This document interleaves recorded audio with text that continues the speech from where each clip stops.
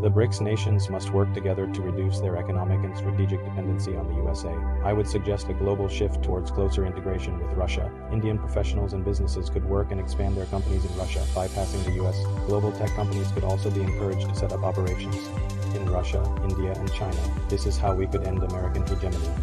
Your idea touches on a real geopolitical goal of the BRICS bloc, but the specific suggestion of a global shift to Russia is highly unlikely to succeed as stated. Let's break it down. Firstly, Russia's economy is too small to be a viable alternative to the US or EU. It is heavily sanctioned, dependent on oil and gas, and has concerns over governance and legal issues. Secondly, the real power of BRICS lies in the collective strength of its members, not just one single nation.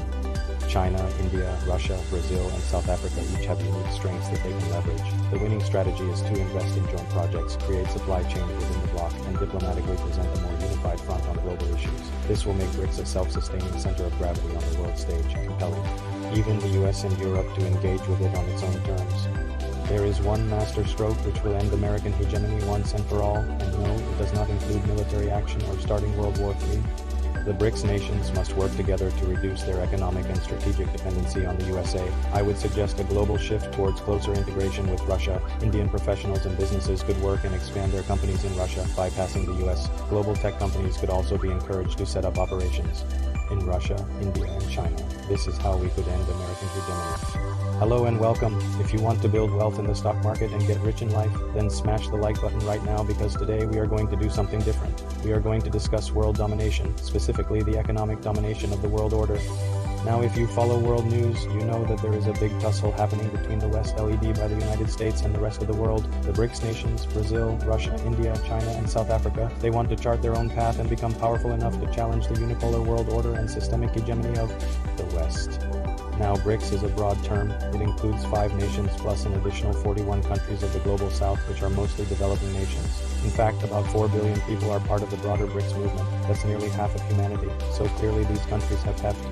But despite that they are still treated as second-class citizens of the world, they are not allowed to play by the same rules as the West. They are not given the same opportunities. They are forced to accept Western rules and values, or else they are threatened with boycotts and sanctions. So the question before them is, how do you become powerful enough to challenge the existing world order? How do you balance American power? How do you make the United States respect your interests?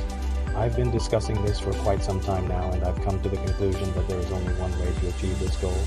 The BRICS nations must work together to reduce their economic and strategic dependency on the USA. There is no other way. I'm sorry to say, but relying on one country will not help. Rushing too cozy up to Russia will not help, and no amount of military drills and warmongering will help either.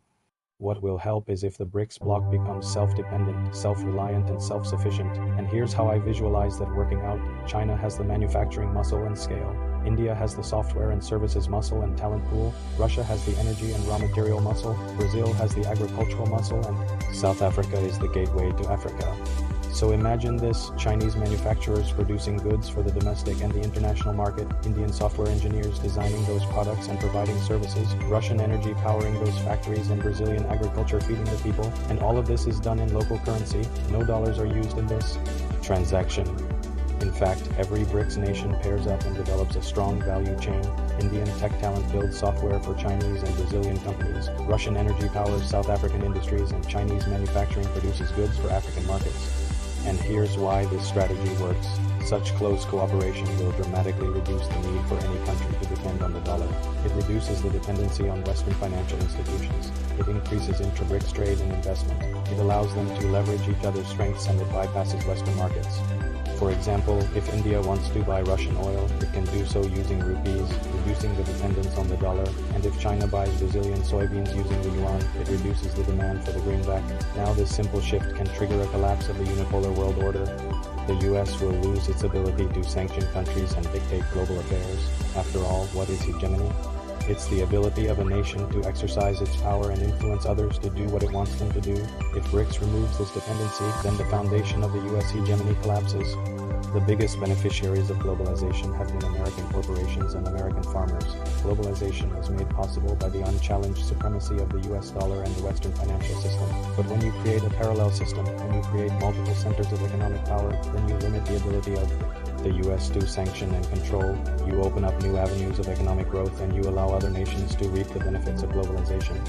Of course, this is easier said than done. Such deep economic integration is very complex. It requires massive investment and coordination, and it needs to be backed by a united BRICS bloc. Unfortunately, that's not the case right now. There are conflicting interests, there are border disputes, there are diplomatic rifts, and frankly, there is a lot of mistrust. But without unity, such a plan cannot succeed. Yes, there will be cynics who say it's impossible, that the BRICS won't be able to do it. But consider this, just 25 years ago, the internet looked very much like the early stages of BRICS. Back then, the internet was just a bunch of government and university websites. Nobody was making money off it, and most people did not even have access to it. But today, the internet economy is worth trillions of dollars. In fact, it is the largest economy in the world. So don't underestimate the power of compounding. Don't underestimate the power of technology and innovation. When billions of people are included in the growth story, it is bound to be explosive. To conclude, the BRICS bloc cannot beat the US at its own game. You cannot out-sanction the US or out-weapon the US, but you can beat the US by not playing its game at all. You can create your own game, you can create your own rules, and slowly but surely neutralize the systemic advantages of the United States.